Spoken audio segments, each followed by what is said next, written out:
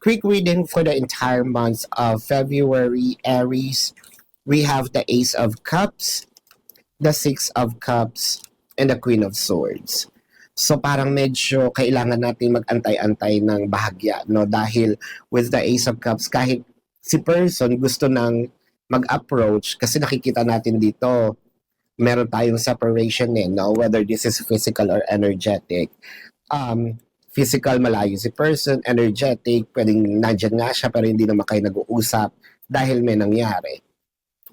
Kahit miss na miss ka na ni person, parang damang-daman niya yung inis mo, yung galit mo. Gusto sana no? Gusto sanang approach. It felt like your resting bitch face is dominant, kaya parang medyo aloof, knowing you, mainitin ang ulo mo, no? Kaya parang ginigauge niya not based on the energy but based on your facial expressions din. Kaya medyo takot mag-approach. So, ngiti-ngiti ng konti, Aries. But this is your quick reading for the entire month of February. My name is Daphne, but spirit calls me back.